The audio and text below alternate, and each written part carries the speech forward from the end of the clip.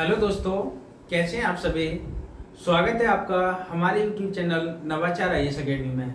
दोस्तों, मैं चंद्रपाल यादव। जैसा कि आप देख रहे हैं कि लंबे समय से हमारी यूपीएससी, यूपी बीसीएस तथा बीपीएससी इत्यादि से संबंधित जो हमारी क्लासेस चल रही थी हिस्ट्री के तहत, वो काफ़ी ब्रेक हो चुकी हैं और उसी क्लास को हम कंटिन्यू रखते हैं आगे। और आज हम जो हमारा लेक्चर चल रहा था धार्मिक सुधार आंदोलन या फिर धर्म के क्षेत्र में क्रांति से संबंधित जो हमारा लेक्चर चल रहा था, उस समय उसी को हम आगे कंटिन्यू रखते हैं। और उसके तहत हमने जैन धर्म, बौद्ध धर्म इत्यादि को कंप्लीट किया है। आज हम उसी को आगे बढ़ाते हैं। बाकी जो छोटे छोटे धर्म हैं उनको आज हम कंप्लीट करते हैं। जैसे आज हम जो चर्चा करेंगे भागवत धर्म या वैष्णव धर्म तथा शैव धर्म और बाकी एक दो जो और छोटे धर्म हैं उसकी हम आज चर्चा करने वाले हैं। तो आज हम इस लेक्चर के माध्यम से जो हमारा टॉपिक चल रहा है उसको हम कंप्लीट करेंगे। दोस्तों, मैं एक छोटी सी इंफॉर्मेशन आपको देना चाहूँगा कि यहाँ पर मैं दो लेक्चर ले रहा हूँ, दो प्रकार की क्लासेस यहाँ पर ले रहा हूँ। एक तो क्लासेस हम UPSSC पैट के लिए हम ले रहे हैं और उसके लिए हम एक क्रैश कोर्स या रिवीजन क्लास के रूप में हम यहाँ पे उपलब्ध करा रहे हैं। वो एक शॉर्ट फॉर्म के रूप में है, लेकिन कुछ क्लासें हमारी क्या हैं, UPSC, UPPCS या BPSC इत्यादि से संबंधित हैं। जो छात्र छात्राएं UPSC की तैयारी कर रहे हैं उनके लिए क्लासें काफ़ी महत्वपूर्ण हैं। तो आज हम इस चैप्टर के माध्यम से, इस लेक्चर के माध्यम से इस चैप्टर को हम कंप्लीट करते हैं और कल इसके बाद में जो नया लेक्चर हम लेके आएंगे वो इसी संपूर्ण चैप्टर से संबंधित जो महत्वपूर्ण प्रश्न हैं उनको हम रखेंगे और देखेंगे कि कहाँ से कैसे प्रश्न पूछे जाते हैं। तो चलिए समय बिताए बिना हम लेके चलते हैं आपको और समझते हैं भागवत धर्म के बारे में या वैष्णव धर्म के बारे में। तो आज की हमारी जो मुख्य हेडलाइन होगी अन्य प्रमुख धर्म। तो जैन धर्म, बौद्ध धर्म हमने यहाँ पे कंप्लीट किया है। तो अन्य प्रमुख धर्म में हम सबसे पहले पढ़ेंगे भागवत धर्म या वैष्णव धर्म। दोनों एक ही हैं, एक ही नाम है, जिनको अन्य नाम इनके और भी हैं, जैसे सातवत धर्म भी कहा जाता है या इसको हम पांच रात्र धर्म भी माना जाता है। देखिए, पहले इसके बारे में समझ लीजिए भागवत धर्म है क्या, इसका उदय कैसे हुआ और अपने आप में ये कैसे यूनिक है और उस समय के समाज पे इसने कैसे क्या प्रभाव डाला, उस सब की हम यहाँ पे चर्चा करते हैं। भागवत धर्म के रूप में अगर देखा जाए तो भागवत धर्म के जो प्रवर्तक माने जाते हैं भगवान कृष्ण को माना जाता है। कहा जाता है कि उस समय जब जैन धर्म, बौद्ध धर्म काफ़ी पॉपुलर हो चुके थे तो उन धर्मों में कुछ कुरीतियाँ आ गई थी या एक प्रकार से इस प्रकार से कर्मकांडीय समाज के रूप में एक अवधारणा को उदय होने लगा था हल्का हल्का। तो उस समय जो शूद्र या निचले तबके के लोग होते थे उनको कोई निगलेक्ट कर रहे थे। तो भगवान कृष्ण के धर्म के उपासक के रूप में भगवान कृष्ण ने इसकी स्थापना की है। तो उसी के माध्यम से भगवान कृष्ण ने भागवत धर्म में सभी व्यक्तियों को या सभी प्रकार के जो व्यक्ति हुआ करते थे, सभी वर्ग से संबंधित, उन सबको अपने यहाँ पे शरण दी और कहा कि दास, चांडल्य या शूद्र इत्यादि सब व्यक्ति हमारे यहाँ पे आ सकते हैं और शिक्षा ग्रहण कर सकते हैं और वेद पाठ इत्यादि का अध्ययन कर सकते हैं। तो एक प्रकार से ये जैन धर्म, बौद्ध धर्म और ब्राह्मण धर्म इत्यादि पे एक कुठाराघात था, एक प्रकार का ये उनके लिए चुनौती थी। तो समाज में एक प्रकार का एक नई अवधारणा का उदय होता है। दोस्तों, जैसे कि और दूसरे धर्म, हम शैव धर्म की हम चर्चा करें तो शैव धर्म हमारा बहुत प्राचीन धर्म माना जाता है, हड़प्पा सभ्यता से संबंधित है। हड़प्पा सभ्यता में लिंग पूजा के हमें साक्ष्य प्राप्त होते हैं। तो चलिए सबसे पहले हम लेके चलते हैं आपको भागवत धर्म और समझते हैं उसके बारे में। तो आज की हमारी जो मुख्य हेडलाइन है वो ये है भागवत धर्म। भागवत धर्म, इसको अन्य नाम से भी जानते हैं, कहा जाता है इसको वैष्णव धर्म। वैष्णव धर्म। देखिए, क्लास थोड़ी हमारी लंबी हो जाएगी, लेकिन हम हर उन सभी बिंदुओं को कनेक्ट करते हुए जाएंगे, उन सभी तथ्यों को हम एक साथ जोड़ेंगे जो आपके होने वाले एग्जाम के लिए काफ़ी महत्वपूर्ण हैं, और हम उन सब चीज़ों से कंपेयर कराएंगे आपसे कि जो पीसीएस के मेंस के दौरान यहाँ से प्रश्न पूछने की संभावना ज़्यादा रहती है, और बताया जाता है कि डायरेक्टली प्रश्न भी यहाँ से पूछ ले जाता है, चाहे वो यूपीएससी हो या पीसीएस हो, तो उससे संबंधित हम यहाँ पे चर्चा करते हैं। तो सबसे पहले जानते हैं इसके अन्य नाम क्या हैं। तो इसको अन्य नाम से भी जाना जाता है, लिखिएगा अन्य नाम। अन्य नाम में इसको सातवत, अन्य नाम में इसको सातवत,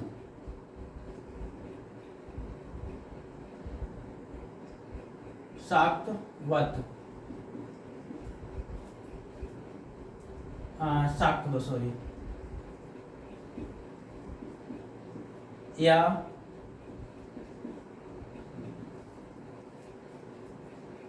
पांचरात्र, पांच रात्र धर्म या सिद्धांत। पांच रात्र का मतलब होता है यहाँ पे, इसकी अगर मतलब की बात, अर्थ की बात करें तो कहा जाता है एक ईश्वरीय संहिता है। ईश्वरीय संहिता में कहा गया है कि भगवान ने स्वयं पांच ऋषियों को इस धर्म के संबंध में 5 दिन 5 रात ज्ञान की शिक्षा दी थी, धर्म की शिक्षा दी थी, और उसी के आधार पर इस धर्म का नाम, एक प्रकार से इस धर्म का नाम 5 रात धर्म या 5 रात सिद्धांत रख दिया जाता है। दूसरा है सातवत, ये ऐसे है सातवत, सातवत धर्म। अब बात करते हैं जो वैष्णव धर्म है या भागवत धर्म है, उनके प्रवर्तक कौन है, तो उनकी हम चर्चा करते हैं यहाँ पे। प्रवर्तक लिखते जाइए सब साथ साथ। प्रवर्तक भगवान कृष्ण को माना जाता है, भगवान कृष्ण को माना जाता है।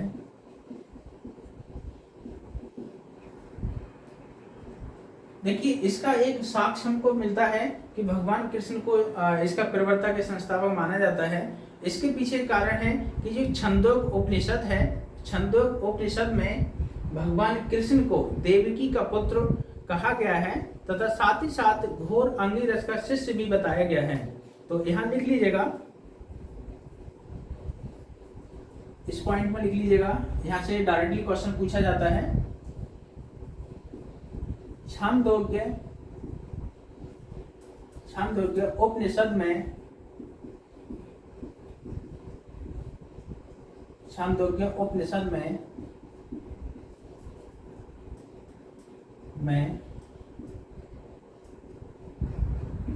भगवान कृष्ण को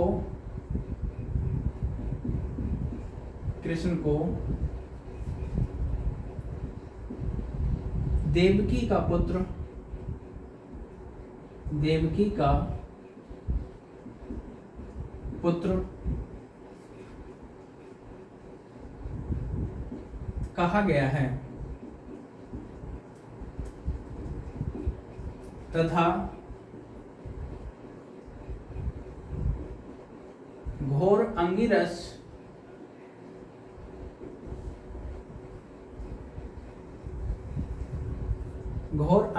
का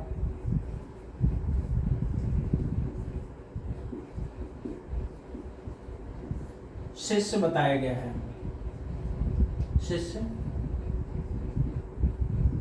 बताया गया है।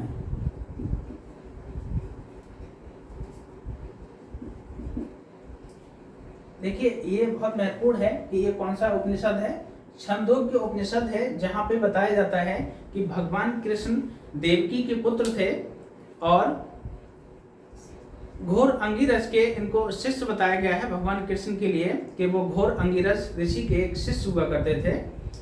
तो इस प्रकार से देखा जाए तो ये प्रवर्तक एक पृष्ठभूमि की बात होती है अब देखते हैं इनके डेवलपमेंट या विकास कैसे हुआ इस धर्म का, विकास कहाँ का हुआ, कैसे चर्चा इसकी होती है, उन सब के बारे में हम यहाँ पे जानने की कोशिश करेंगे। तो आप हेडिंग डालिएगा विकास।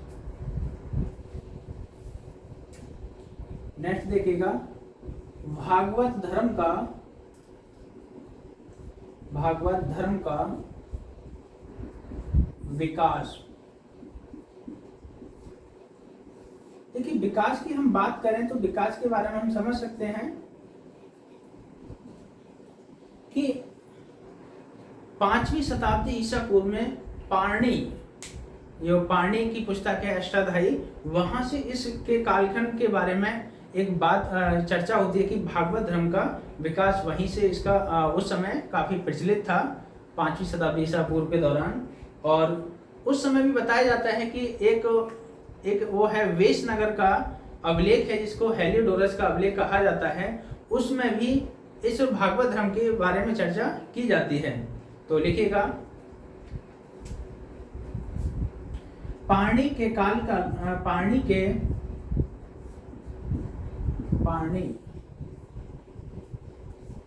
ऐसे लिखिएगा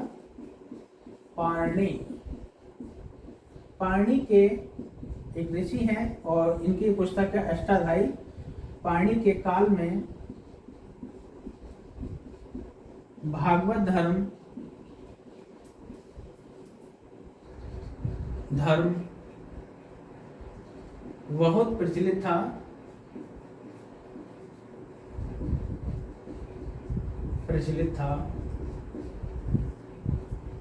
नेक्स्ट देखते हैं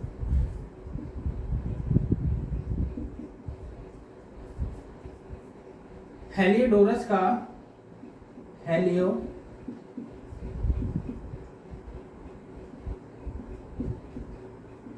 का वेशनगर अभिलेख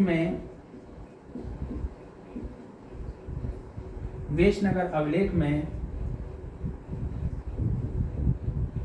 इस धर्म की चर्चा की गई है।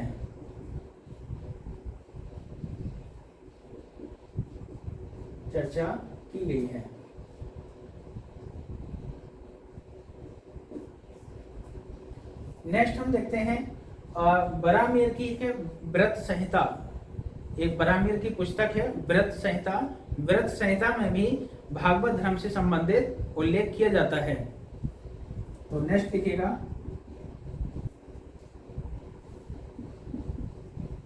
बरामीर की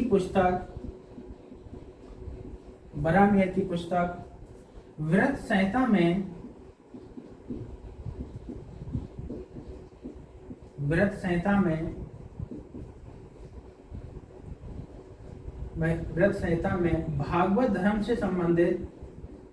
भागवत धर्म से संबंधित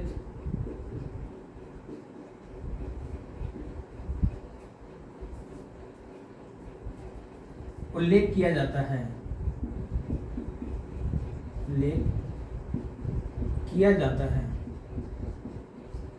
यह किया गया है।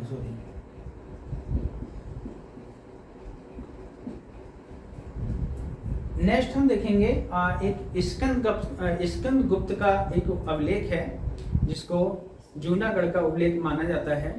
जूनागढ़ के उल्लेख में एक उल्लेख मिलता है कि भगवान विष्णु की स्तुति से उसको प्रारंभ किया गया था, क्योंकि जब उसका प्रारंभ किया गया था तो उस पर भगवान विष्णु की स्तुति उसका उल्लेख यहाँ पे किया गया है। तो उसकी हम चर्चा भी कहाँ से मिलती है, हमको जूनागढ़ अभिलेख से मिलती है कि भागवत धर्म उस समय भी काफी प्रचलित था। तो नेक्स्ट लिख लीजिएगा। देखिए ये जो पॉइंट है आपके लिए वो कैसे महत्वपूर्ण होंगे। एक तो आईएएस के जो क्वेश्चन आते हैं प्रीलिम्स के, तो उसमें एक स्टेटमेंट के रूप में आपको यहाँ पे क्वेश्चन मिल जाएगा। दूसरा पीसीएस में मेंस के दौरान आपको एक प्रकार से यहाँ पर उल्लेख कर दिया जाएगा कि भागवत धर्म के विकास के बारे में आप उल्लेख कीजिए या चर्चा कीजिए, तो आप उन्हीं सब पॉइंटों को काफी विस्तार से यहाँ पे चर्चा करेंगे और ये आपके आंसर के फ्रेम के रूप में काफी उपयोगी होगा और लाभदायक हो सकता है। तो लिखिएगा आगे, स्कंदगुप्त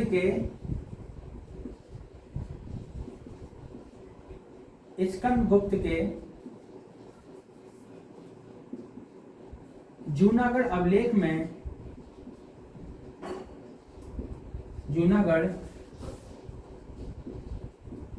अभिलेख में भगवान विष्णु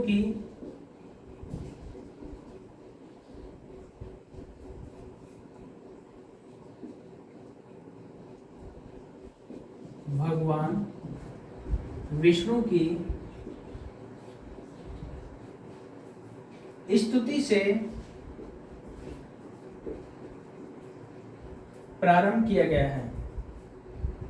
स्तुति से प्रारंभ किया गया, यानी यहाँ पे इसका मतलब ये है कि जब जूनागढ़ जो अभिलेख है उसकी जब स्थापना हुई थी तो उसको जो शुरू किया गया है तो भगवान की विष्णु की उस स्तुति से कहा गया है, वहां से इसके स्टार्ट मिलता है। तो एक प्रकार से देख सकते हैं कि भागवत धर्म गुप्त काल में भी काफी प्रचलित था और काफी डेवलपमेंट इसका हो चुका था। तो 5वीं शताब्दी ईसा पूर्व से इसका प्रारंभ माना जाता है पाणिनि के कार्यकाल से, और उसके बाद में देखते हैं कि धीरे धीरे ये काफी प्रचलित हुआ है और उस समय के समाज को काफी इन्होंने प्रभावित किया है। अब देखते हैं इनके सिद्धांत के बारे में। भागवत धर्म का सिद्धांत क्या है, वो क्या है, उसकी हम चर्चा करते हैं। तो नेक्स्ट हेडिंग डालिएगा, भागवत धर्म का सिद्धांत। नेक्स्ट पॉइंट है भागवत धर्म का सिद्धांत।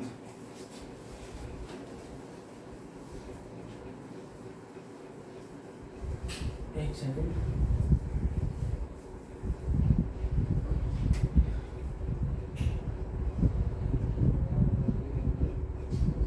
भागवत धर्म का सिद्धांत।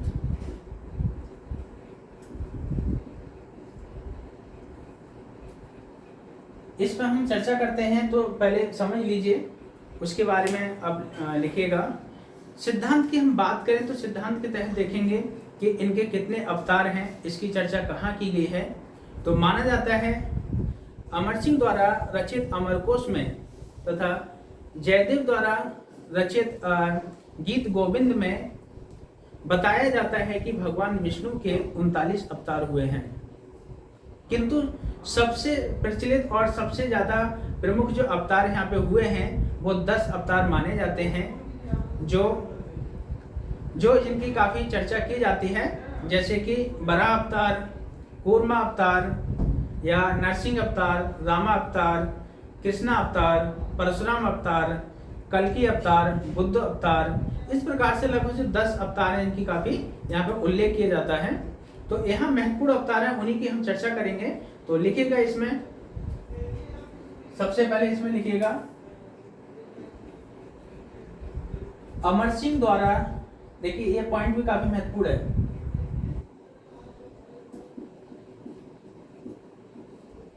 अमर सिंह द्वारा रचित अमरकोश, अमर सिंह द्वारा रचित अमरकोश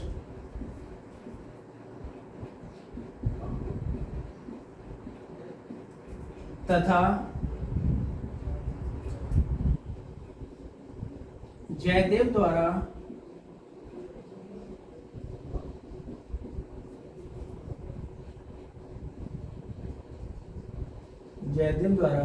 रचित गीत गोविंद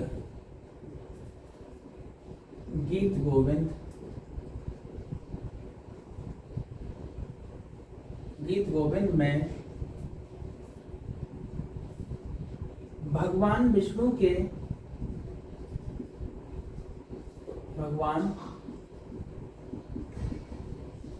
के 39 अवतारों की चर्चा की जाती है, चर्चा की गई है, किंतु सर्वाधिक प्रचलित सर्वाधिक प्रचलित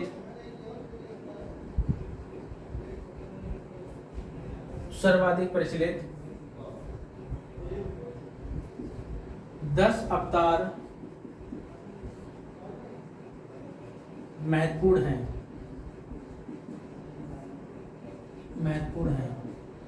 जैसे मत्स्य अवतार,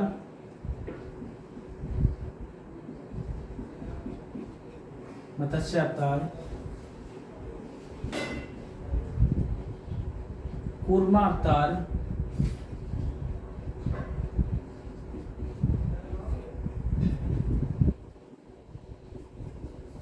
वरा अवतार,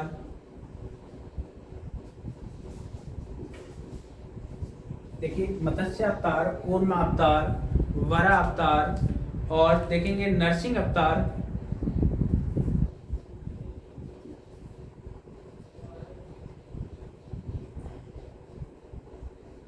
नरसिंह अवतार,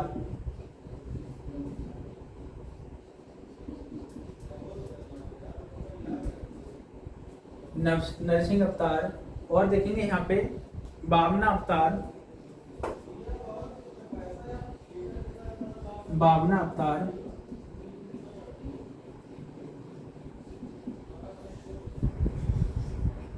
और यहाँ महत्वपूर्ण है परशुराम अवतार, राम अवतार,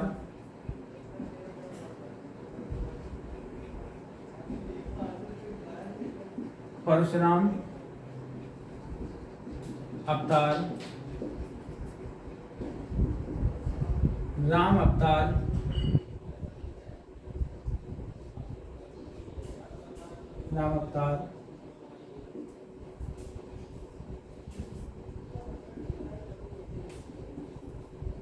कृष्ण अवतार,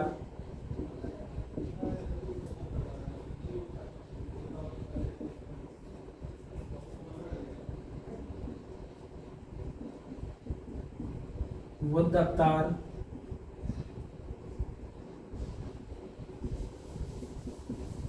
एवं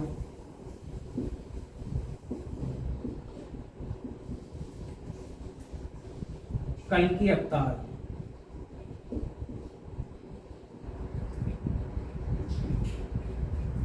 देखिए कल्कि अवतार अभी होना बाकी है,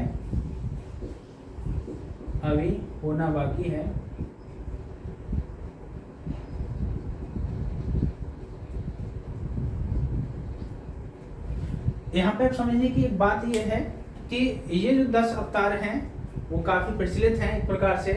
तो यहाँ पे देखेंगे मत्स्य अवतार की बात करें तो भगवान विष्णु ने एक मछली के अवतार के रूप में यहाँ पे बात की है और जन्म लिया था और एक प्रकार से अवतार रखा था।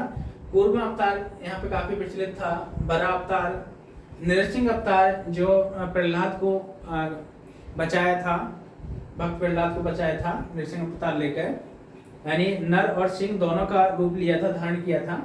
बावना अवतार, बावना अवतार की हम चर्चा करें तो भगवान बावन ने जो पृथ्वी को 2.5 पग में नाप लिया था, वो बावना अवतार का उल्लेख वहां से मिलता है। परशुराम अवतार की हम बात करें तो रामायण के तहत परशुराम का काफी महत्व है, जो एक प्रकार से फरसाधारी हुआ करते थे और अपने आप को एक प्रकार से बहुत श्रेष्ठ और बहुत अच्छे वो माने गए हैं। तो भगवान राम और परशुराम का भी संवाद कई बार वहां पे हुआ है। तो यहाँ देखेंगे परशुराम अवतार भी काफी महत्वपूर्ण है। राम अवतार के बारे में सब जानते हैं कि भगवान राम जो त्रेता युग से संबंधित हैं, राम अवतार की यहाँ पे चर्चा मिलती है। कृष्ण अवतार द्वापर युग से संबंधित हैं और जिनको देवकी का पुत्र वासुदेव और देवकी का पुत्र माना गया है। बुद्ध अवतार की हम बात करें तो बौद्ध धर्म से संबंधित है। भगवान बुद्ध के लिए एक अवतार के रूप में जाना गया है, कल्कि अवतार।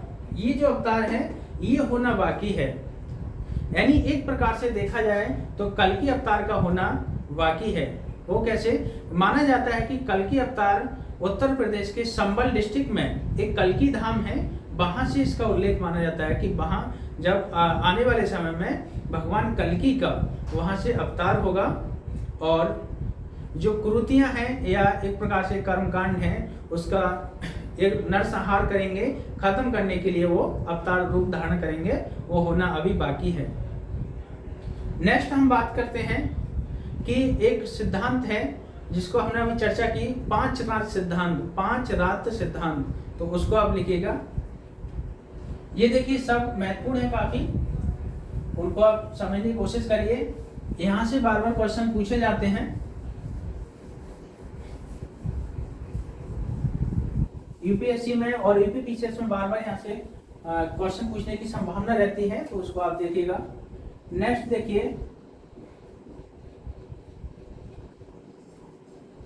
पांच रात सिद्धांत, पांच रात सिद्धांत।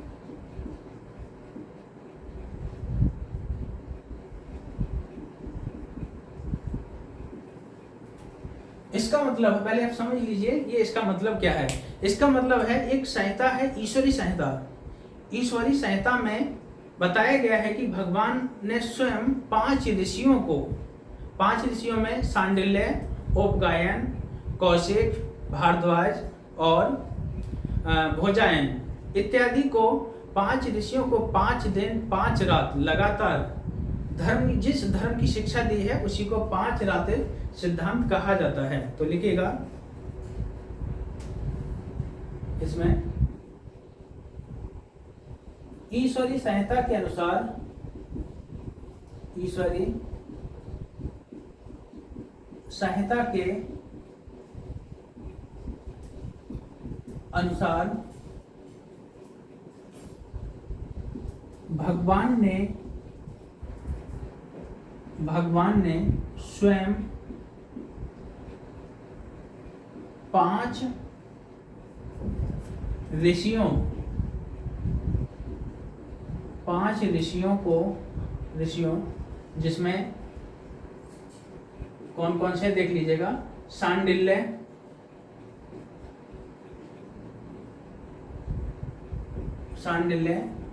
सांडिल्य है, उपगायन है,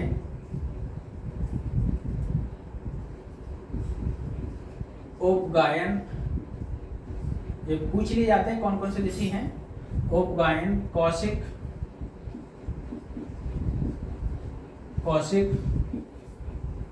भारद्वाज एवं भोजायन।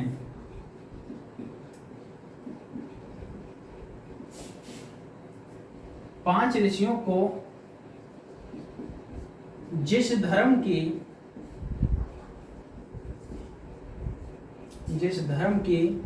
शिक्षा दी, जिस धर्म की शिक्षा दी उसे ही 5 रात सिद्धांत, 5 रात्र सिद्धांत कहा जाता है।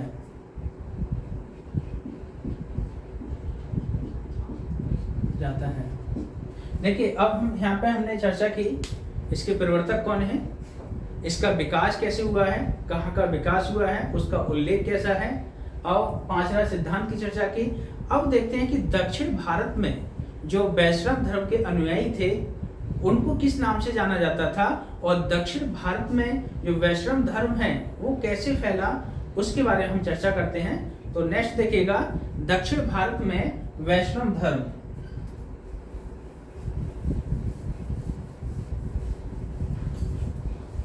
काफी महत्वपूर्ण चैप्टर है, आज हम चैप्टर को क्लोज करेंगे और कल हम नेक्स्ट लेके आएंगे, वो इससे आंसर को लेके आएंगे, प्रश्न को लेके आएंगे, महत्वपूर्ण प्रश्न। तो लिखिएगा नेक्स्ट हेडिंग, दक्षिण भारत में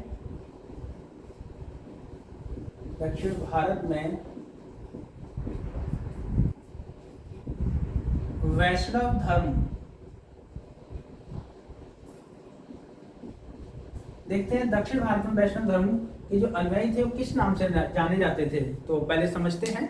देखिए, दक्षिण भारत में वैष्णव धर्म का भी काफी एक बोलबाला रहा है, काफी अच्छे से प्रचार हुआ है। दक्षिण भारत में वैष्णव धर्म के अनुयायियों को अलवार के नाम से जाना जाता था। अलवार, ये एक प्रकार से रहस्यवादी और कवि हुआ करते थे, अलवार संत। तो जिसमें देखा जाएगा कि काफी महत्वपूर्ण अलवार संत हैं जो वैष्णव धर्म के अनुयायी हैं। यहाँ पे देखेंगे कि इनके उत्तराधिकारियों को एक वैष्णव चिंतक, वैष्णव आचार्य चिंतक के रूप में भी जाना जाता है। नेक्स्ट देखेंगे कि दक्षिण भारत में ही एक रामानुजाचार्य थे, उन्होंने काफी इस धर्म के विकास में काफी महत्वपूर्ण भूमिका निभाई थी। नेक्स्ट हम देखेंगे केरल के एक शासक हुए थे कुलशेखर, जो अलवार संत थे। उन्होंने भी एक जो भगवान राम के उपासक थे, एक अलवार संत थे, भगवान राम के उपासक थे, जिन्होंने एक ग्रंथ की रचना की है, मुकुंदराज या मुकुंदमाला एक ग्रंथ की रचना की है। तो वो केरल से संबंधित हैं। तो देखते हैं और लिखते हैं, इसके बारे में समझते हैं कि अलवार संतों को दक्षिण भारत में, वैष्णव संतों को दक्षिण भारत में अलवार के नाम से या अलवार संतों के नाम से जाना जाता है। तो यहां देखते हैं, समझिएगा, दक्षिण भारत में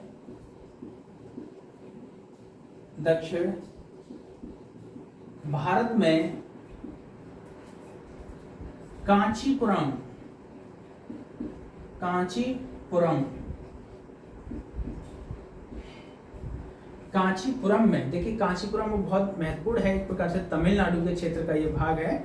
दक्षिण भारत में कांचीपुरम के पल्लवों के शासनकाल में, कांचीपुरम के पल्लवों के शासनकाल में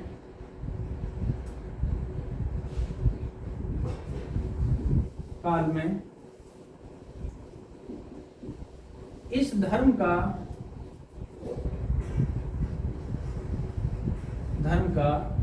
बहुत विकास हुआ,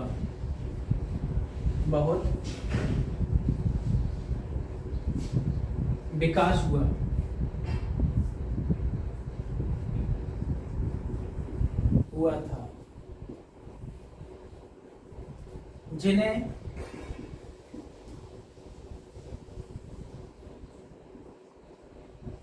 दक्षिण में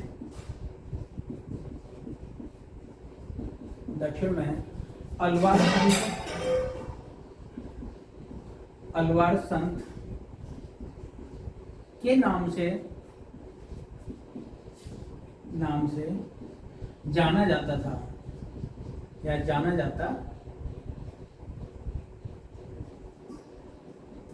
जाता है, जो एक प्रकार से रहस्यवादी और कवि हुआ करते थे। यानी कि अलवार संत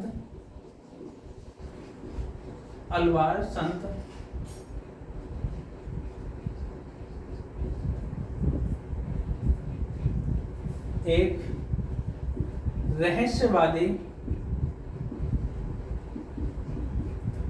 रहस्यवादी और कवि होते थे। देखिए, काफी महत्वपूर्ण यहाँ से प्रश्न पूछा लिया जाता है वनडे एग्जाम में भी कि अलवार संत कौन थे। तो अलवार संत वैष्णव धर्म के अनुयायी हुआ करते थे। अलवार संत वैष्णव धर्म के अनुयायी हुआ करते थे। तो वैष्णव धर्म या भागवत धर्म एक ही बात है। नेक्स्ट देखेंगे, रामानुजाचार्य ने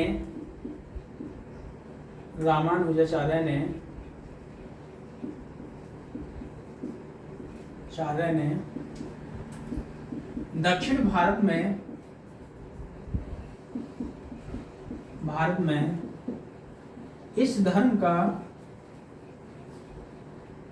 इस वैष्णव धर्म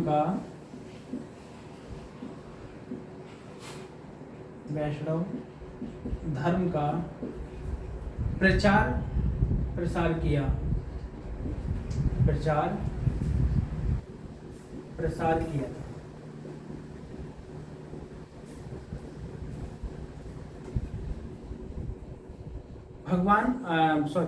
गुरु रामानुजाचार्य कहते हैं कि ये एक प्रकार से ऐसा धर्म है कि जहां पर व्यक्ति सब कुछ छोड़कर भगवान की शरण में आ जाता है या भगवान की शरण में गिरने की भावना रखता है। तो एक प्रकार से दक्षिण भारत में काफी पॉपुलर हुए थे रामानुजाचार्य। कहा जाता है कि शैव धर्म के एक अनुयायी थे, एक शासक थे कुलोत्तुंग द्वितीय, जिन्हें क्या किया था, वैष्णव धर्म या भगवान विष्णु की प्रतिमा को उखाड़कर समुद्र में फेंकवा दिया था, जिसके कारण से रामानुजाचार्य उनसे नाराज हो गए थे और दक्षिण भारत को छोड़कर उत्तर भारत में आ गए थे। तो वो कुलोत्तुंग द्वितीय था जिसने ऐसा किया था, क्योंकि वो एक शैव अनुयायी था और शैव धर्म का उपासक था, इसलिए उसने ऐसा किया था। नेक्स्ट देखते हैं हम यहाँ पे और चर्चा करते हैं। केरल के एक शासक हैं कुलशेखर। केरल के एक शासक हैं कुलशेखर। वो एक राम के उपासक थे, भगवान राम के उपासक थे। उन्होंने एक ग्रंथ की रचना की है, मुकुंदमाला। देखिए वो भी एक वैष्णव धर्म से संबंधित हैं। नेक्स्ट देखिए, केरल के शासक कुलशेखर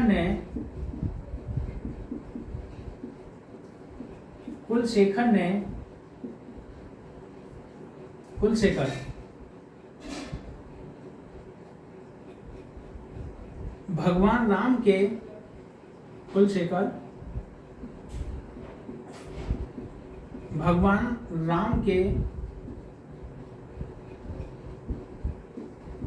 उपासक थे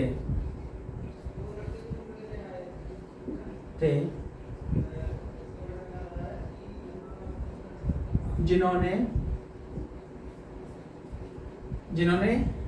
एक ग्रंथ की रचना की है, एक पुस्तक की रचना की थी,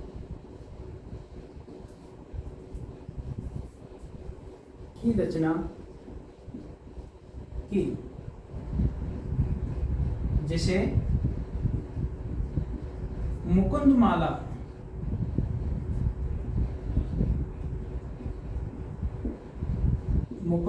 के नाम से जाना जाता है। ये बहुत बार पूछी जाती है, मुकुंदमाला किसकी पुस्तक है? तो वो कुलशेखर की है, कहा जाता है। मुकुंदमाला किसकी पुस्तक है? तो वो कुलशेखर की। याद रखना, ये बार बार क्वेश्चन पूछा जाता है कि मुकुंदमाला किस धर्म से संबंधित है। तो वो वैष्णव धर्म की पुस्तक है और वैष्णव अनुयायी कुलशेखर ने इसकी रचना की थी, जो केरल के शासक थे। एक पॉपुलर अलवार संत थी, जिनको दक्षिण भारत की मीरा के नाम से जाना जाता है, जिनका नाम अंडाल था। तो लिख लीजिएगा, यहाँ पे लिखिएगा। नेक्स्ट पॉइंट, सब लोग नोट्स बनाते जाइएगा ताकि आपके लिए काफी लाभदायक होंगे और काफी महत्वपूर्ण है ये नोट्स, और चीजों को समझते जरूर जाइएगा। तो नेक्स्ट लिखिएगा,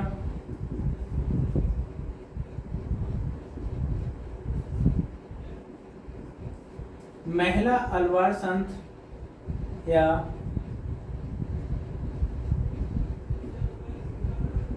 महिला अलवार संत अंडाल को दक्षिण की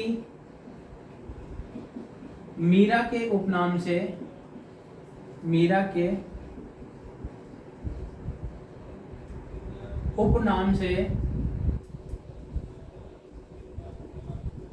जाना जाता है। देखिए, मीरा के उपनाम से किसको जाना जाता है? दक्षिण की मीरा, यानी इसको कह सकते हैं दक्षिण की मीरा। तो वो एक अलवार संत थी, तो जिनका नाम था अंडाल। अंडाल को क्या है? दक्षिण की मीरा के नाम से जाना जाता है। इन्होंने एक पुस्तक की रचना की है जिसको स्तोत्र रत्नावली, इस पुस्तक को स्तोत्र रत्नावली कहा जाता है। तो लिखिएगा, इन्होंने तमिल भाषा में एक पुस्तक लिखी थी जिसे या जिसका नाम, ऐसे लिखना, जिसका नाम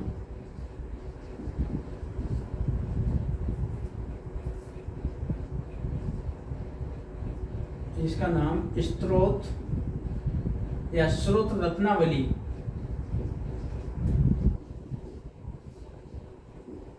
है। देखिए, ये तमिल भाषा की पुस्तक है स्रोत रत्नावली, और किसके द्वारा लिखा गया है? ये अंडाल द्वारा लिखा गया है, जो एक अलवार महिला संत थी, अंडाल के द्वारा। अब आप देख सकते हैं कि हमने यहाँ पे चर्चा की भागवत धर्म की, और जाना भागवत धर्म के प्रवर्तक कौन थे, इसके अन्य नाम क्या हैं, और इसका विकास कैसे कैसे हुआ है, उन सब की हमने चर्चा की, स्रोतों की चर्चा की। अब उसके बाद में हमने देखा कि एक 5 रात सिद्धांत है, उसकी चर्चा की। उसके बाद में दक्षिण भारत में इसका विकास कैसे हुआ है, और मुख्य मुख्य बिंदुओं को यहाँ हमने चर्चा की। अब लेके चलते हैं, ये जो हमारा धर्म है एक प्रकार से, इसका इम्पैक्ट समाज पे क्या पड़ा है, उसके 1-2 पॉइंट लिखते हैं, बहुत जरूरी है। इसका इम्पैक्ट क्या पड़ा है, क्या प्रभाव पड़ा समाज पे। तो समाज पे प्रभाव की हम बात करेंगे। इसके तहत इस धर्म ने कहा कि आप जो भी अछूत या दास, किसान या शूद्र वर्ग के व्यक्ति हैं, उन सभी को इन्होंने क्या किया, अपना लिया था। कहा कि भगवान की शरण में आइए, भगवान कृष्ण की शरण में आइए और उनकी उपासना कीजिए। तो एक प्रकार से प्रभाव क्या है समाज पे, प्रभाव की बात करें, लिखिएगा, इस धर्म ने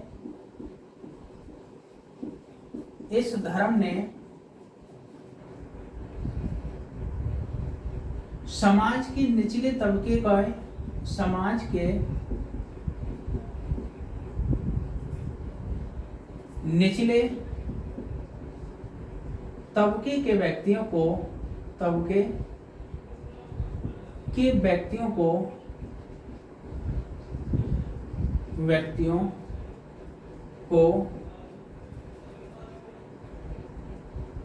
अपने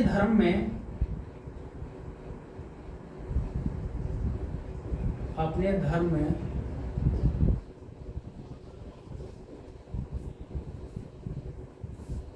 शामिल होने की अनुमति दी।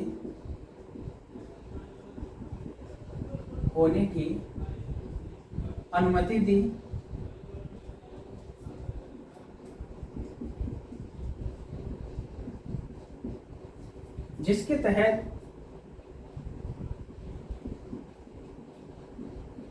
तहत किसान, मजदूर, दास,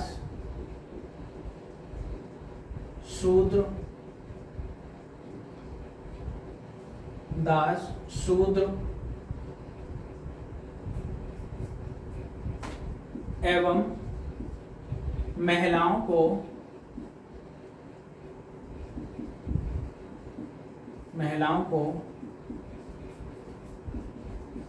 बिना किसी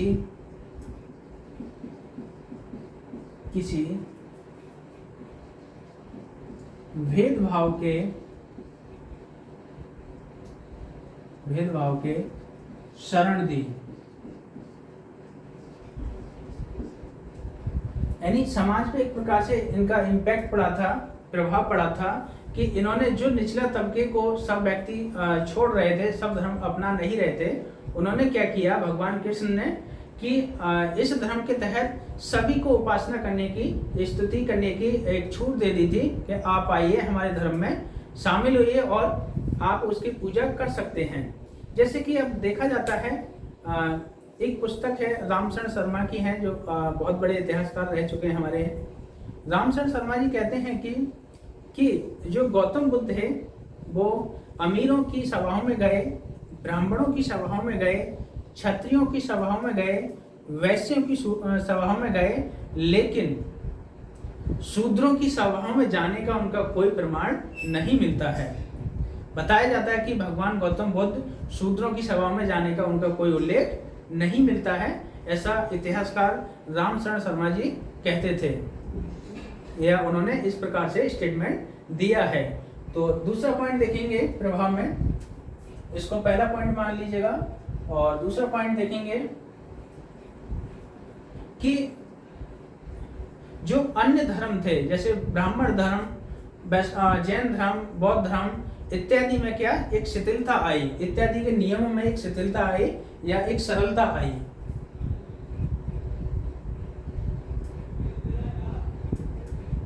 ब्राह्मण धर्म, या इसको हिंदू धर्म भी कह सकते हैं, हिंदू धर्म, हिंदू धर्म, जैन धर्म, बौद्ध धर्म,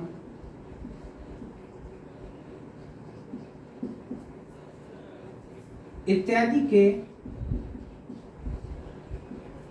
नियमों में, इत्यादि के नियमों में सरलता आने लगी, सरलता आई। तो एक प्रकार से हमने देखा भागवत धर्म के बारे में, समझा उसका विकास कैसे हुआ, किस किस ने इसको अपनाया, किस किस ने इसको एक प्रकार से प्रसार किया, इसका प्रभाव समाज पे क्या पड़ा था। तो ये था हमारा भागवत धर्म या वैष्णव धर्म, इसकी हमने आज चर्चा की। अब देखते हैं नेक्स्ट एक महत्वपूर्ण धर्म और है शैव धर्म, उसकी हम चर्चा करते हैं और समझते हैं उसके बारे में। तो नेक्स्ट आप हेडिंग डालिएगा शैव धर्म। आज ये हम लेक्चर खत्म करेंगे ताकि इस चैप्टर को हम खत्म कर सकें, और अगला नया जो लेक्चर हम लेके आएंगे वो हमारा जो लेक्चर होगा वो इस जो सभी हमने धर्म किए हैं या धर्म के क्षेत्र में हमने क्रांति का जो लेक्चर हमने खत्म किया है उस सबसे संबंधित हम क्या लेके आएंगे, एक महत्वपूर्ण प्रश्न लेके आएंगे जो आने वाले एग्जाम में बार बार रिपीट होते हैं, उससे संबंधित होगा। तो नेक्स्ट लिखिएगा, नेक्स्ट जो धर्म है हमारा वो है शैव धर्म। शैव धर्म, इसके बारे में पहले समझ लीजिएगा शैव धर्म है क्या। देखिए शैव धर्म का मतलब होता है भगवान शिव की उपासना करने वाले एक समूह को शैव धर्म माना गया है। बताया जाता है कि भगवान शिव या शैव धर्म ये हमारे आद्य ऐतिहासिक काल यानी कि सिंधु घाटी सभ्यता से संबंधित है। उस समय भी भगवान शिव की पूजा उस समय की जाती थी, उस समय एक लिंग के रूप में उनकी पूजा की जाती थी और लिंग पूजा के हमें साक्ष्य हमको उस समय मिलते हैं। यहाँ पे देखते हैं कि ऋग्वेद में भगवान शिव को रुद्र के नाम में जाना जाता है, वो वैदिक काल में। तो यहाँ पे इस प्रकार से देखा जाता है कि जो शैव धर्म है काफी प्रचलित और काफी एक प्रकार से प्राचीन धर्म है जो अपने आप में एक बहुत बड़ा संप्रदाय के रूप में उभरा था उस समय। तो बाद के एक अनुयायी हैं काफी बड़े, तो उन्होंने इन सबका प्रचार प्रसार किया है। तो चर्चा करते हैं हम, सबसे पहले आप लेके चलते हैं इसको शैव धर्म के बारे में और जानते हैं। लिखिएगा इनकी पृष्ठभूमि के बारे में। पृष्ठभूमि,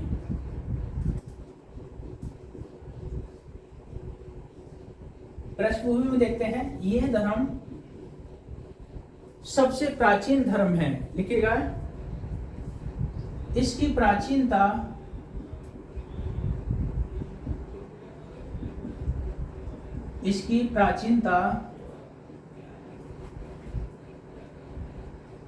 आद्य ऐतिहासिक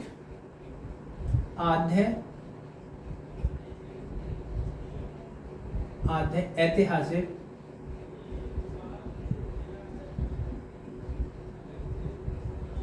काल से नजर आती है। आदि ऐतिहासिक काल यानी कि ये हड़प्पा सभ्यता की बात कर रहे हैं। हड़प्पा सभ्यता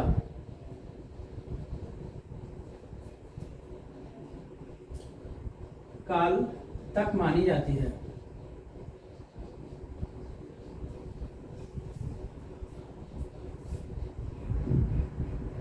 मानी जाती है। इसमें देखेंगे, नेक्स्ट पॉइंट पे देखेंगे, ऋग्वेद में माना जाता है कि भगवान शिव का नाम रुद्र था। नेक्स्ट पॉइंट देखिए, ऋग्वेद में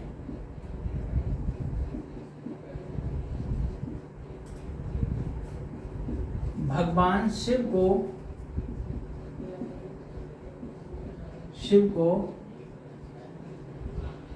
रुद्र के नाम से जाना जाता है।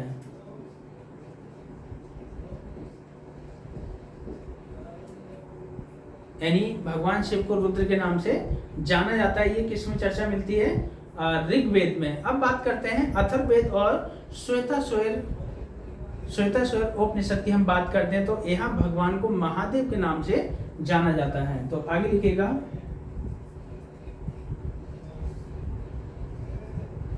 अथर्ववेद और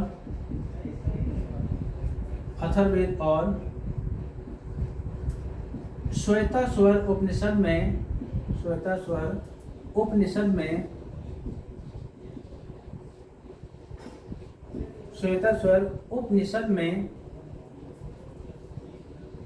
शिव को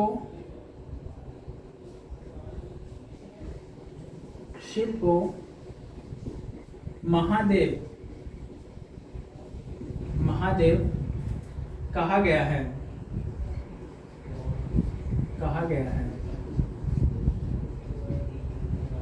यानी यहाँ देख सकते हैं कि महादेव किसको कहा गया है? भगवान शिव को कहा जाता है। किसमें? श्वेताश्वर उपनिषद और अथर्ववेद में। देखिए बहुत महत्वपूर्ण पॉइंट है कि श्वेताश्वर उपनिषद और अथर्ववेद में भगवान शिव को महादेव के नाम से जाना जाता है, लेकिन ऋग्वेद में किस नाम से जाना जाता है? रुद्र के नाम से जाना जाता है। अब यहाँ बात करते हैं प्राचीनतम इनके मूर्ति पूजा के साक्ष्य हमको कहाँ से मिलते हैं? तो वो मिलते हैं मद्रास के निकट रेनीगुंटा से। लिखिएगा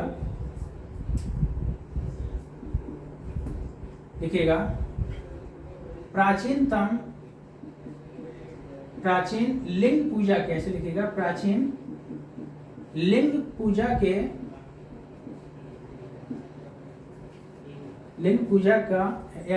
का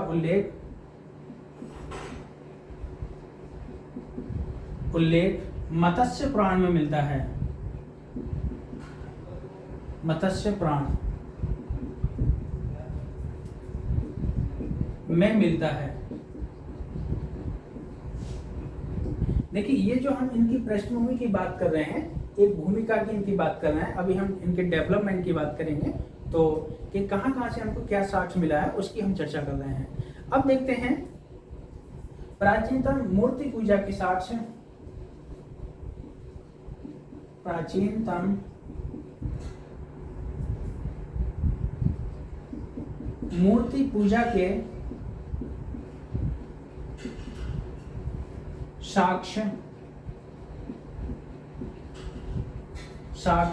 कहां से मिलते हैं? मद्रास के निकट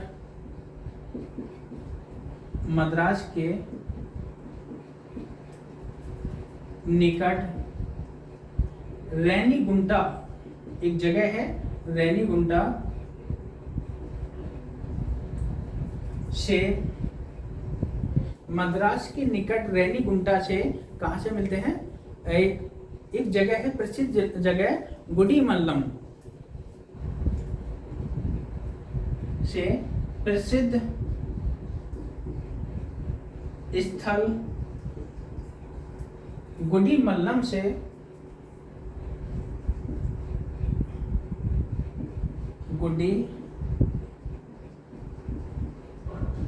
मल्लम से मूर्ति पूजा यानी मूर्ति पूजा के हमको साक्ष्य मिलते हैं। तो वो किस रूप में है? लिंग रूप में मिलते हैं। गुड़ीमल्लम से लिंग रूप में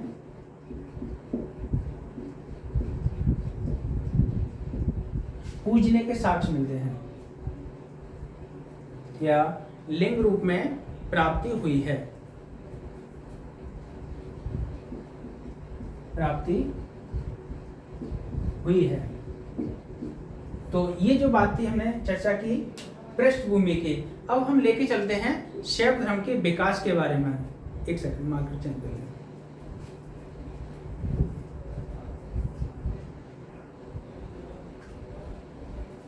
देखते हैं इनके विकास के बारे में चर्चा करते हैं।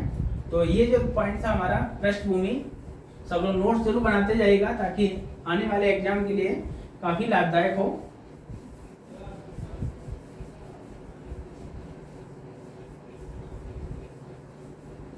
अब देखते हैं शैव धर्म का विकास। शैव धर्म का विकास कहाँ का हुआ है, कैसे हुआ है? शैव धर्म का विकास, देखिए चीजों को आप समझते जाइएगा। आप ये मत देखिएगा कम समय में ज्यादा समय में कम पढ़ाया जा रहा है, आप ऐसा मत सोचिएगा। आप ये सोचिए कि हम कितने अच्छे से उस चीजों को समझ रहे हैं। अब हम एक टुकड़ों में उसको बांट रहे हैं और हल करके समझने की कोशिश करेंगे कि उसका विकास कैसे हुआ है और कहाँ कहाँ हुआ है। देखिएगा पॉइंट 1 देखिएगा, शतपथ ब्राह्मण में, शतपथ ब्राह्मण में, देखिए शतपथ ब्राह्मण में एक प्रजापति हैं, उन्होंने एक चर्चा की है। ब्राह्मण में प्रजापति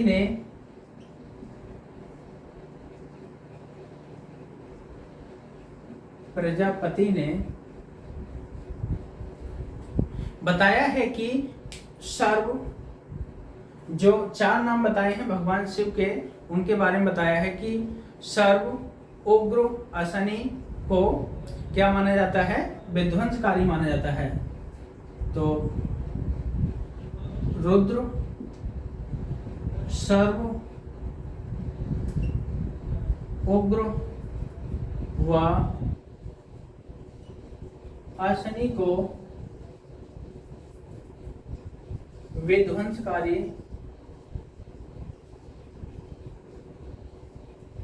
विध्वंसकारी माना जाता है या बताया है, बताया है। एवं इनके 4 रूपों की ओर चर्चा की जाती है तथा कौन से हैं? भव, पशुपति, महादेव और ईशान तथा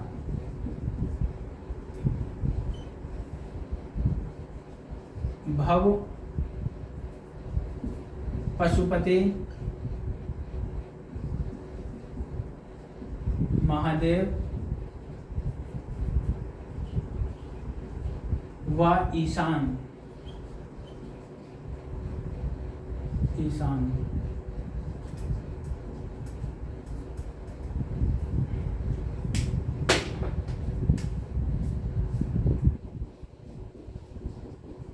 ईशान को कल्याणकारी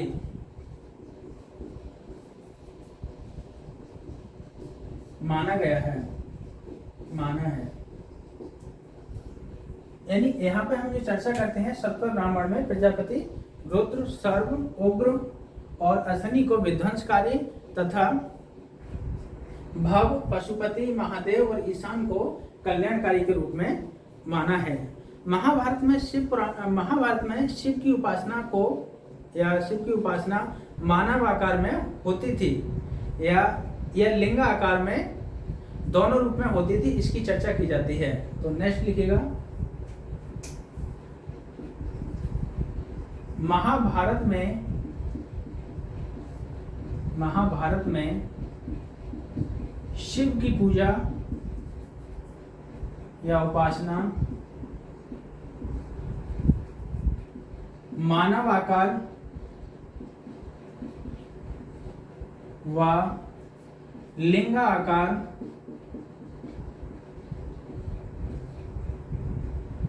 दोनों रूप में, मानव आकार व लिंगाकार दोनों रूप में की जाती थी। यानी इसकी सच्चा हम कहां से मिलती है? महाभारत से मिलती है। महाभारत में बताया गया कि भगवान शिव की जो आराधना है, वो उपासना होती थी, वो लिंग आकार और मानव आकार दोनों ही रूप में होती थी। अब देखते हैं संस्कृत की महान कवि हैं कालिदास, वो भी शैव संप्रदाय के अनुयायी थे। ये विकास की बात चल रही है। संस्कृत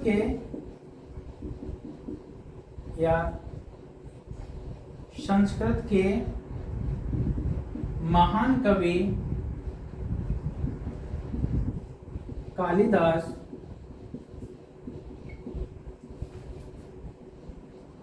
भी शैव धर्म के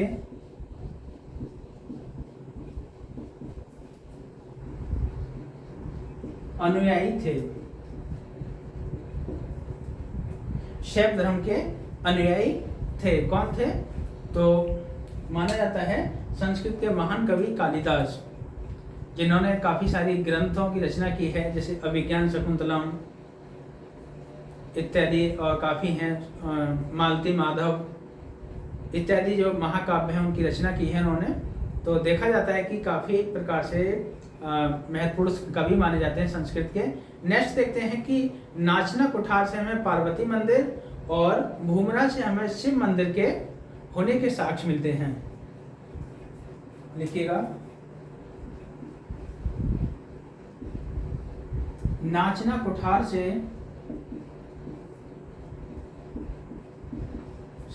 पार्वती मंदिर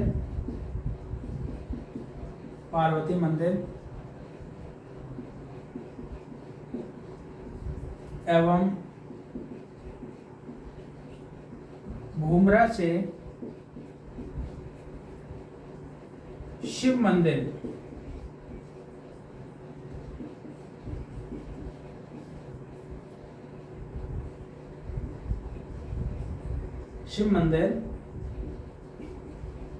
मिला है।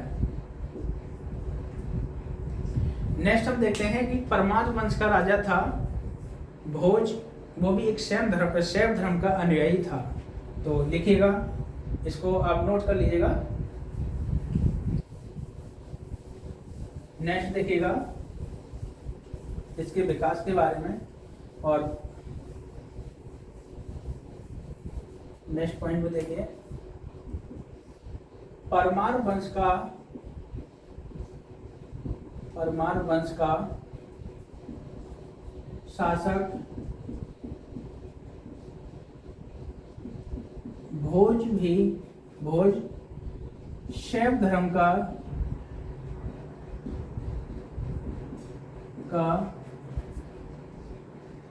अनुयायी था। शैव धर्म का अनुयायी था, जिसकी पुस्तक है तत्व परीक्षा, यानी शैव धर्म से संबंधित है। इसने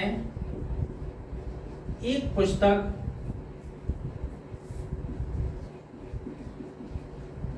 तत्व परीक्षा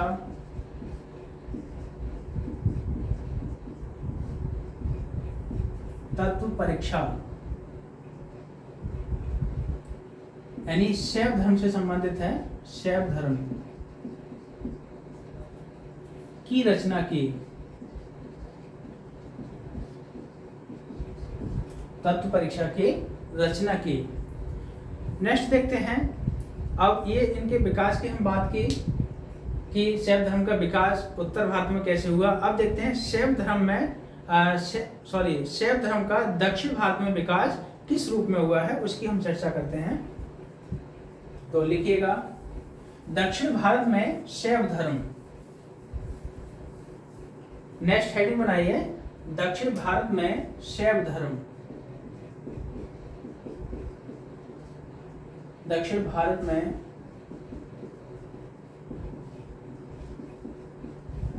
शैव धर्म। जैसे आपने देखा कि उत्तर भारत में शैव धर्म कैसा है, या दक्षिण भारत में आपने चर्चा की हमने अभी थोड़ी देर पहले कि वैष्णव धर्म का क्या रूप था, उसी रूप में देखेंगे दक्षिण भारत में भी शैव धर्म को किस रूप में जाना जाता है। तो लिखिएगा, इनको एक प्रकार से देखा जाए तो दक्षिण भारत में शैव धर्म के अनुयायी को नैनार कहा जाता है, नैनार संत कहा जाता है। इनकी कुल संख्या लगभग 63 बताई जाती है। तो एक प्रकार से दक्षिण भारत में भी काफी ये धर्म प्रचलित था। तो लिखेगा, दक्षिण भारत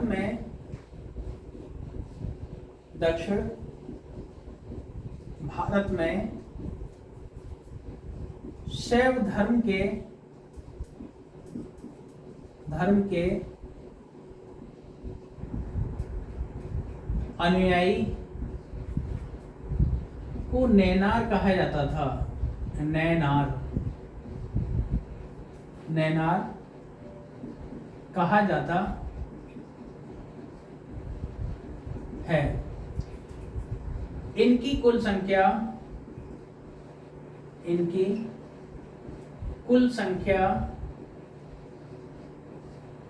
63 बताई जाती है। 63 बताई जाती है।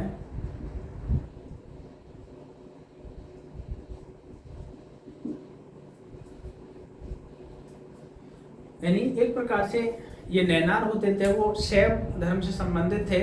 इनकी संख्या कुल 63 बताई जाती है, लेकिन कुछ प्रमुख हैं, ज़्यादा यहाँ से लिखने की जरूरत नहीं है कि कौन कौन से हैं, बस एक दो का नाम लिख लीजिए। तो लिखेंगे आप, सुंदर मूर्ति काफ़ी फेमस हैं, संबंधर, अपार, जैसे एक मिनट ये चेंज कर लें,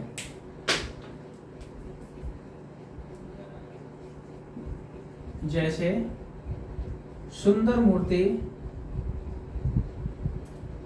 सुंदर मूर्ति, सुंदर मूर्ति, अपार,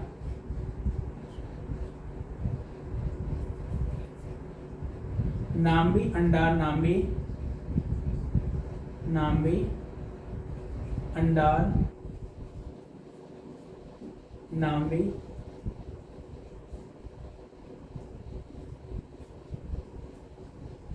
और भी हैं एक दो देखेंगे यहाँ पे।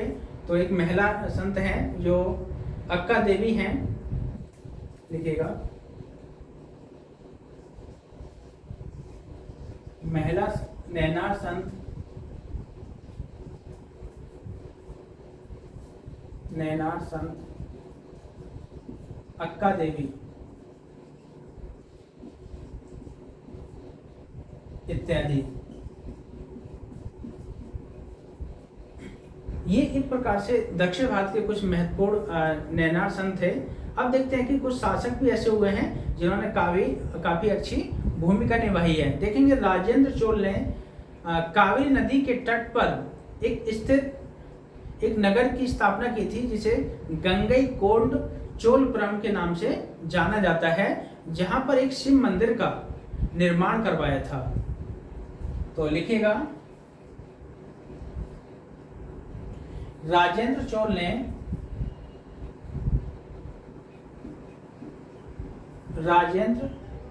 ने या राजेंद्र द्वितीय या राजेंद्र चोल ने, ऐसे लिखेगा,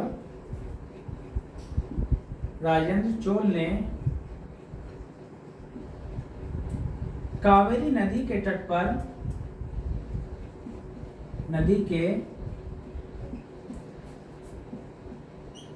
पर गंगईकोंड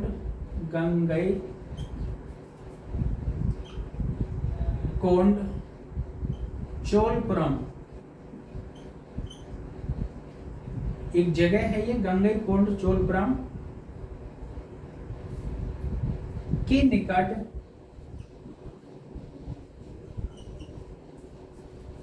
एक शिव मंदिर का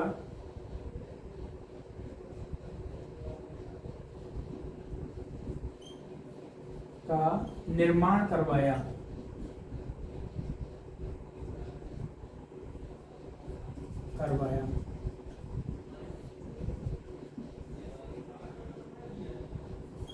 नेक्स्ट देखेंगे, एक राजा थे कुलोत्तुंग द्वितीय। कुलोत्तुंग द्वितीय, उन्होंने भगवान विष्णु की प्रतिमा को उखड़वा के समुद्र में फेंकवा दिया था, क्योंकि वो एक प्रकार से शैव धर्म के कट्टर अनुयायी था। तो लिखेगा कुलोत्तुंग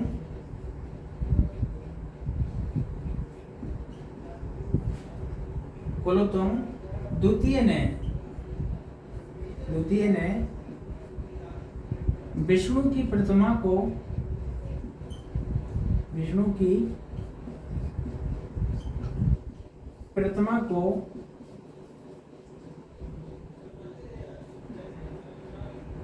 उखड़वा कर समुद्र में फेंकवा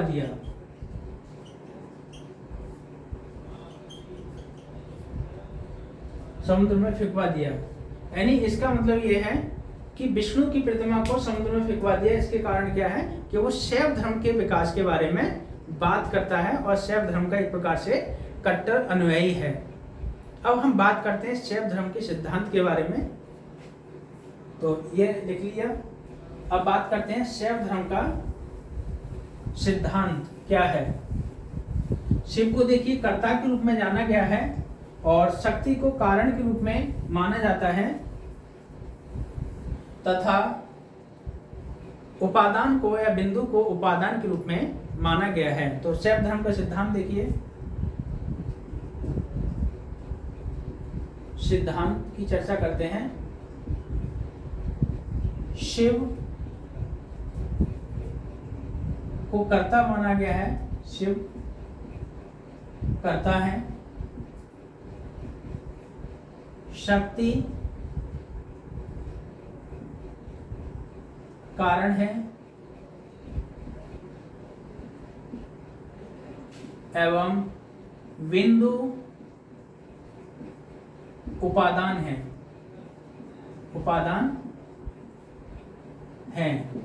यही एक प्रकार से क्या है, शैव धर्म का सिद्धांत है।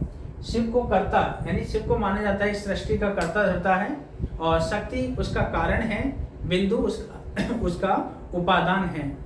अब हम बात करते हैं शैव धर्म के कुछ महत्वपूर्ण कुछ संप्रदाय हैं, जैसे पाशुपत संप्रदाय, कापालिक संप्रदाय, नाथपंथ संप्रदाय इत्यादि जो संप्रदाय हैं उनकी हम चर्चा करते हैं और उनसे संबंधित लिखिएगा। शैव धर्म के नेक्स्ट हेडिंग लिखिए, शैव धर्म के संप्रदाय या प्रमुख संप्रदाय।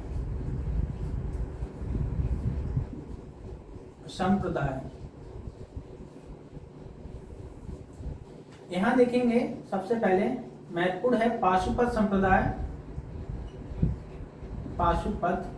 संप्रदाय। देखिए पाशुपत संप्रदाय एक प्रकार से काफी महत्वपूर्ण संप्रदाय माना जाता है और इस संप्रदाय को सबसे प्राचीन संप्रदाय भी कहा गया है। इसके अगर बात करें इस मत का, तो इस मत के प्रवर्तक लकुलिश माने जाते हैं, जो वायु प्राण और लिंग प्राण में इसकी चर्चा की गई है। तो लिखिएगा, यह मत सबसे प्राचीन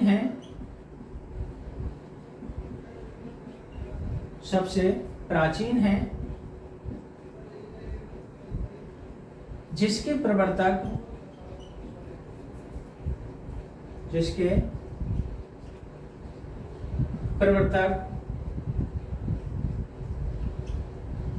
लकुलिश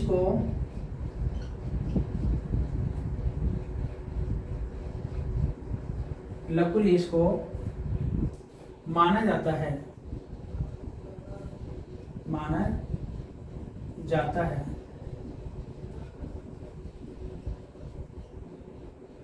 जिसकी चर्चा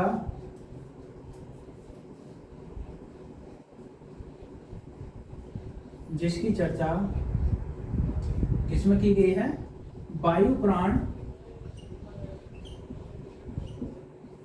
एवं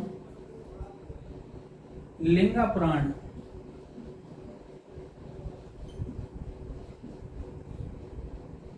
वायु प्राण एवं लिंगा प्राण में या लिंगा प्राण के अनुसार।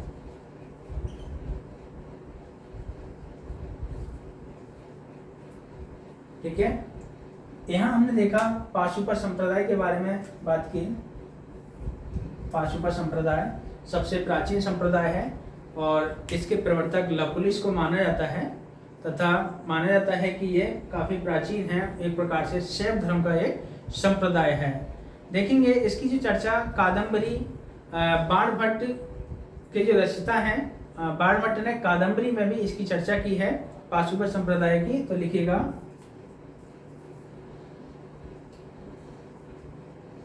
बाणभट्ट ने अपनी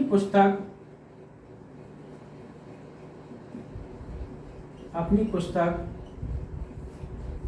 कादम्बरी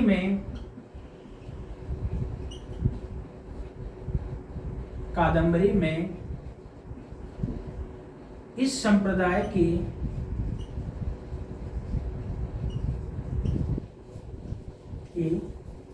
चर्चा की है।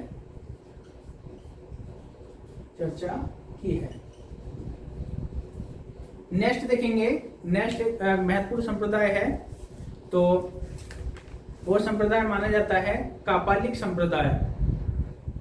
संप्रदाय। तो लिखिएगा नेक्स्ट, इसको मिटा देते हैं, सब लोग नोट्स जरूर बनाते जाइएगा। दूसरा जो महत्वपूर्ण है वो है कापालिक संप्रदाय। कापालिक देखिए नाम से भी शो हो रहा है कि एक प्रकार से नर कपाल से संबंधित है या कापाल से संबंधित है। तो समझ सकते हैं कि इस संप्रदाय के अनुयायी भैरव को सृष्टि का, सृजन का या और संहार का कर्ता धर्ता माना जाता है। तो एक प्रकार से माना जाता है कापालिक संप्रदाय में। देखते हैं इस धर्म के या इस संप्रदाय के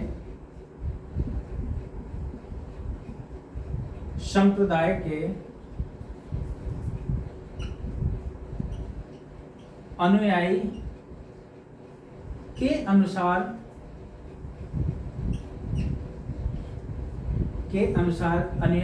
अनुसार भैरव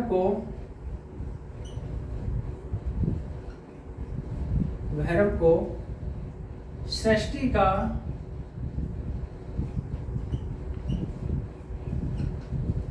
का सृजन एवं संहार करने वाला माना जाता है।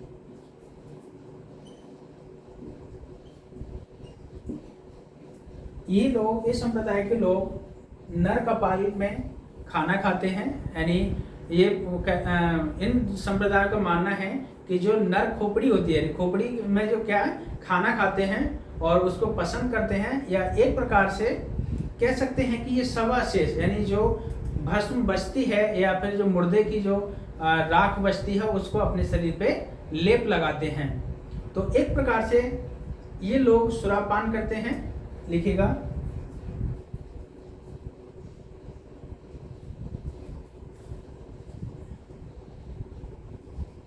ये लोग सुरापान का मतलब होता है दारू पीना। सुरापान, नर कपाल में खाना खाना, नर कपाल में भोजन करना। नर कपाल में भोजन करना, शवाशेष को शवाशेष का मतलब होता है मुर्दे के जलने के बाद जो अवशेष बचते हैं उसकी राख को अपने शरीर पर लपेटते हैं या शरीर पे लेप लगाते हैं। शवाशेष को शरीर पर लेप लगाते हैं।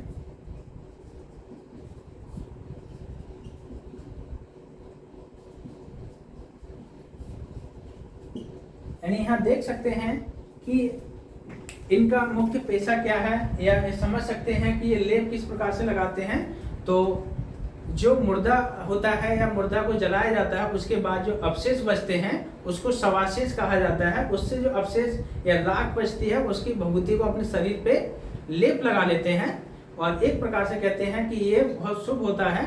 और मुर्दों से जो खोपड़ी प्राप्त होती है उस खोपड़ी में क्या है, खाना खाने में पसंद करते हैं एक प्रकार से, और सुरापान इत्यादि में काफी विश्वास ये रखते हैं। तो ये संप्रदाय एक प्रकार से देखा जाए कापालिक संप्रदाय है। और नेक्स्ट संप्रदाय की हम बात करते हैं वीरशैव संप्रदाय या लिंगायत संप्रदाय।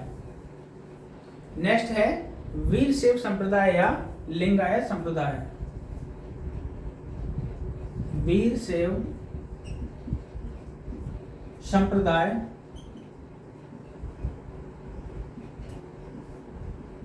या लिंगायत।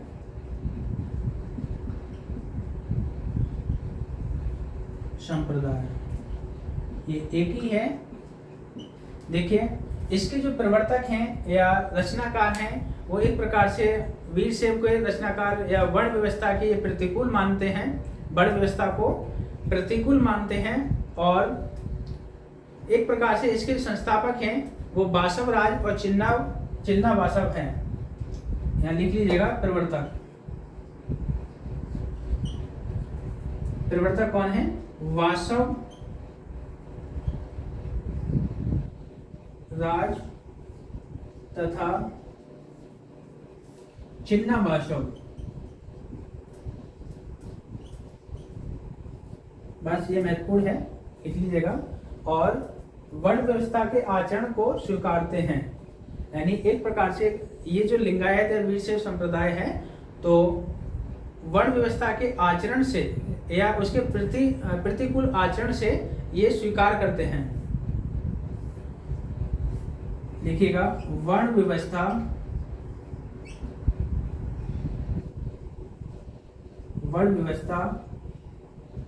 के प्रतिकूल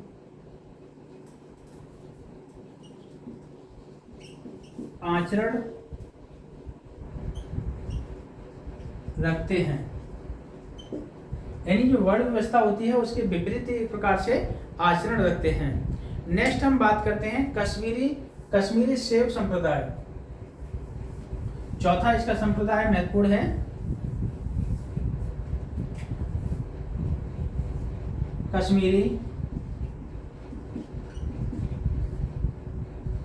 शैव मत।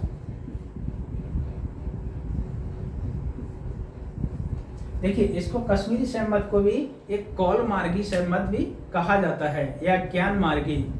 एक प्रकार से ये दार्शनिक एवं ज्ञान मार्गी है। तो लिख लीजिएगा यह दार्शनिक या ज्ञान मार्गी संप्रदाय भी है। ज्ञान मार्गी संप्रदाय है।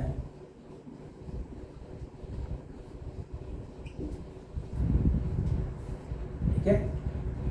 नेक्स्ट है काफी महत्वपूर्ण संप्रदाय है, वो है नाथ पंथ संप्रदाय या योगिनी कौल मार्गी संप्रदाय। ये शैव धर्म से संबंधित संप्रदाय हैं। नेक्स्ट है नाथ पंथ या कौल मार्गी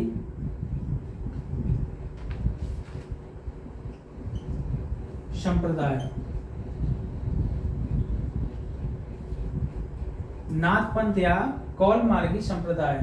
देखिए इस संप्रदाय के अगर बात की जाए तो 10वीं सदी ईस्वी में जो मच्छेंद्र नाथ या मत्स्येंद्र नाथ इत्यादि ने इसकी स्थापना की या इसके प्रवर्तक माने जाते हैं, या इसका प्रचार प्रसार उन्हीं ने अपने संरक्षण में किया था।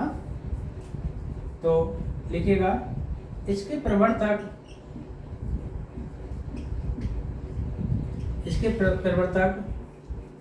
मत्स्येंद्र नाथ या मच्छेंद्र नाथ, एक ही नाम है ये।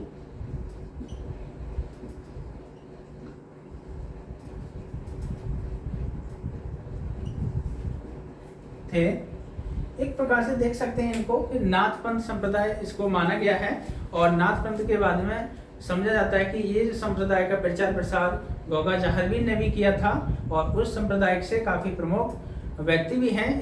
इसकी अगर बात की जाए तो उत्तर भारत के कुछ इलाके हैं, जैसे राजस्थान का क्षेत्र, हरियाणा का, पश्चिम उत्तर प्रदेश का क्षेत्र में ये नाथ पंथ संप्रदाय काफी प्रचलित है। तो इस संप्रदाय का प्रचार प्रसार उन्होंने काफी जोर शोर से किया था। अब बात करते हैं, इनको अवलोकितेश्वर के अवतार के रूप में भी स्वीकारा है। इसे अवलोकितेश्वर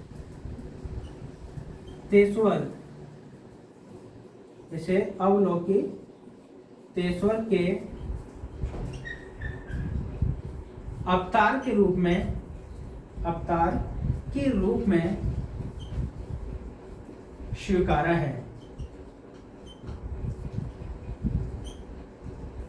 तो यहाँ आपने देखा, हमने आज जो चर्चा की थी वैष्णव धर्म से संबंधित, और हमने जो चर्चा की थी यहाँ पे शैव धर्म से संबंधित।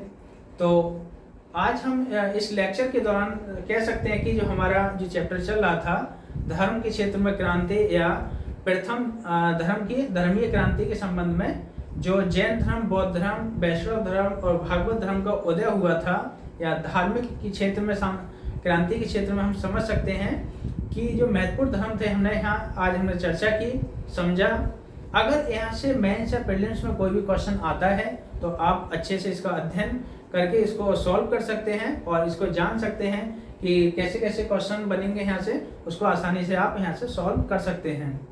इसके आप सभी नोट्स बनाते जाइएगा, और कल जो हमारा लेक्चर रहेगा वो इसी चैप्टर से संबंधित होगा, जहां हम इसे अभी तक जो आयोग द्वारा पूछे हुए क्वेश्चन हैं, पीछे द्वारा पूछे हुए क्वेश्चन हैं, उन सब की हम चर्चा करेंगे और जानेंगे कि ये जो यहाँ कैसे कैसे क्वेश्चन बन सकते हैं, और आने वाले समय में कैसे प्रश्न आने की संभावना रहती है।